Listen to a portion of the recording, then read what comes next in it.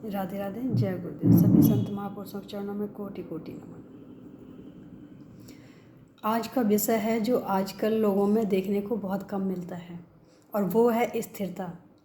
जीवन में हम भटकाव हमारे इसलिए आता है कि हमारी सोच स्थिर नहीं है, हमारा लक्ष्य स्थिर नहीं है, हमारे लोगों के साथ व्यवहार स्थिर नहीं है। इन सब चीज़ों से बहुत बड़ा फ़र्क भी पड़ता है और हम आजीवन भटकते रहते हैं। हमें अगर नहीं भटकना है तो हमें सबसे पहले अपने सोच को स्थिर करना होगा, अपने लक्ष्य को स्थिर करना होगा। जब हमारा लक्ष्य स्थिर हो जाता है, हम जान जाते हैं कि हमारा लक्ष्य ये है और हमें उस लक्ष्य पे चलना भी है, कुछ कार्य भी करना है, तो इस लक्ष्य पे चलने के लिए हमें आगे कदम बढ़ाना ही पड़ेगा। जब हम आगे जाते हैं, जब हम आगे कदम बढ़ाते हैं, तो हमारे साथ होता यही है कि हम कुछ ना कुछ ऐसी वजह हमारे सामने आती हैं, और सभी के साथ आती हैं, कि हम उस लक्ष्य से भटक जाएं। और ऐसा कभी कभी लोग हमारे कार्य में बाधा बनने की भी कोशिश करते हैं, और ऐसा करने के लिए उनको ये लगता है कि ये शायद भटक जाए। लेकिन जिसका लक्ष्य, जिसका मंजिल स्थिर हो और उनका रास्ता साफ ना भी हो, तो वो रास्ता साफ हो जाते हैं। कब? जब हमारे साथ किसी का आशीर्वाद हो, जब हमारे साथ कोई होता हो, जब हमारे इरादों में मजबूती हो, भटकाव ना हो, स्थिर हो। तो कई चीज़ें ऐसी हमें देखने को मिलती हैं कि जीवन में हम करना तो चाहते हैं, लेकिन कहीं ना कहीं हमारे जीवन में कोई ना कोई ऐसा ज़रूर होता है जो हमें उस लक्ष्य तक पहुंचने के लिए रोकता है। तो उस रोक को हमें रोकने के लिए ये देखना चाहिए कि हमारे जीवन में कितना क्षमता है, हमारे अंदर कितना विश्वास है अपने प्रति, नहीं भगवान के प्रति, अपने गुरुवर के प्रति, और अपने साथ जितने आशीर्वाद हम लेके चल रहे हैं। इसीलिए कहा गया है कि हमेशा पैसा काम नहीं आता है, हमेशा धन दौलत काम नहीं आती है। हमेशा काम अगर आने वाला कुछ है तो आशीर्वाद ही काम आता है, हमारा व्यवहार ही काम आता है। हम कैसे, किस तरह से, किसके साथ कैसा व्यवहार करते हैं, ये बहुत मायने रखता है। ज़िंदगी में हमारा व्यवहार तय करता है कि हमारे लोग हमसे कैसे बात करें। तो हमारा जीवन का एक ही लक्ष्य होना चाहिए, एक ही रास्ता होना चाहिए। रास्ते अनेक हो सकते हैं, लेकिन लक्ष्य एक ही होना चाहिए। जब जीवन में हमारा लक्ष्य बन जाता है तो हम उस लक्ष्य पे चलने की कोशिश करते हैं। और हाँ, हमारे तो गुरुवर की कृपा है कि अगर हमारे जीवन में भटकाव आता है तो कहीं ना कहीं उस चीज़ का हमें दर्शन भी होता है। जैसा कि हमने पहले भी कहा है कि हमारे जीवन में एक बहुत अच्छी बात है कि हमें जो भी हमारे जीवन में घटित होने वाला होता है, वो स्वप्न के द्वारा हमें कैसे न कैसे उसका दर्शन होता है। और सिर्फ दर्शन ही नहीं होता है, उसका हमें हल भी मिलता है कि हमें करना क्या है।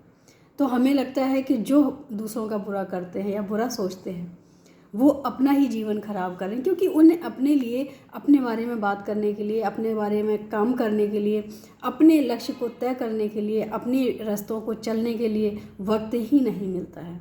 क्यों? क्योंकि वो दूसरों में लगे हुए हैं, और जो दूसरों में लगे रहते हैं वो अपने बारे में नहीं सोच पाते हैं। अपने बारे में वही सोच सकता है जिसको लक्ष्य का पता हो और दूसरा चलने के लिए तैयार हो, फिर वो पीछे मुड़ के नहीं देखता है। कुछ लोगों ने ऐसा समझा हुआ है कि जैसे अभिमन्यु, माना कि चारों तरफ चक्रव्यूह है, हमारे नहीं, सभी के जीवन में चक्रव्यूह है। लेकिन उस चक्रव्यूह से भी निकला जा सकता है, और कैसे निकला जा सकता है, ये स्वयं का एक अपना अनुभव होना चाहिए कि हमारे गुरुवर हमारे साथ हैं, हमारे माता पिता या हमारे बड़े बुजुर्गों का हमारे साथ आशीर्वाद है, और भी जो हमें आगे बढ़ने के लिए प्रेरित करता है, वो सब कुछ हमारे साथ है। समय समय पे हमें प्रेरणा मिलती रहती है आगे बढ़ने के लिए।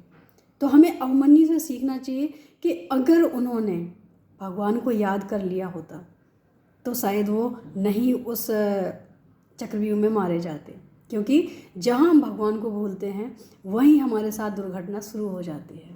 और हमें लगता है कि हर परिस्थिति में, हर स्थिति में कुछ याद रखो ना रखो, लेकिन ईश्वर साथ है, गुरुवर साथ हैं, और आशीर्वाद सभी का साथ है।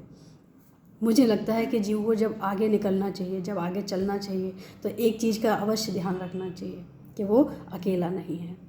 वो अकेला हो ही नहीं सकता है। क्यों? क्योंकि वो सभी के साथ है। कहीं आशीर्वाद के रूप में कोई साथ है, कहीं कोई अदृश्य शक्ति के साथ है। अगर ऐसा करके आगे बढ़ते हैं तो हमारे जीवन में कहीं ना कहीं ये देखने को भी मिलता है कि हम अकेले सच में नहीं हैं। हमें आगे हमारे गुरुवर दिखते हैं, हमारे साथ हमारे सभी का आशीर्वाद दिखता है, और हमारे साथ हमारे ईश्वर का भी कुछ ना कुछ दर्शन होता है।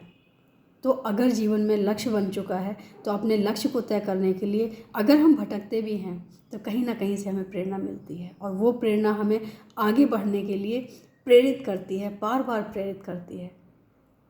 तो मुझे लगता है कि जीवन का जो लक्ष्य है वो स्वयं तय नहीं किया जा सकता है, वो भी कहीं ना कहीं ईश्वर की, गुरुवर की प्रेरणा से ही होता है, और सभी के आशीर्वाद से हम उस पर आगे चलते हैं।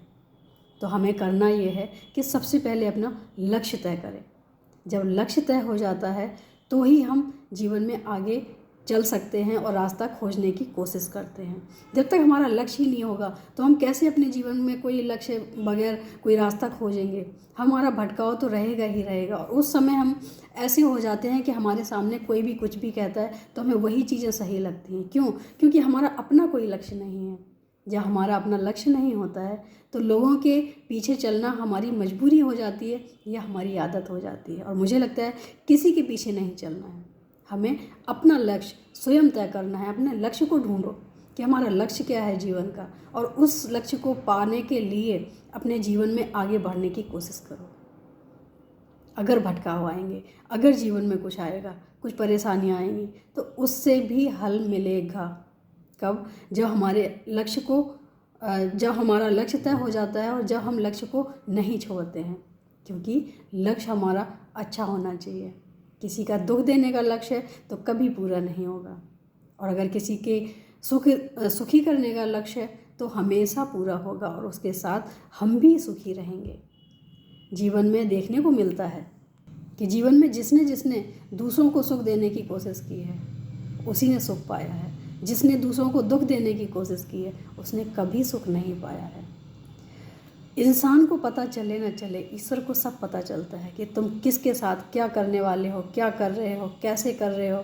तुम लोगों को धोखा दे सकते हो ये बोल के कि मैंने किसी के साथ कुछ नहीं किया, लेकिन ईश्वर को धोखा नहीं दे सकते हो।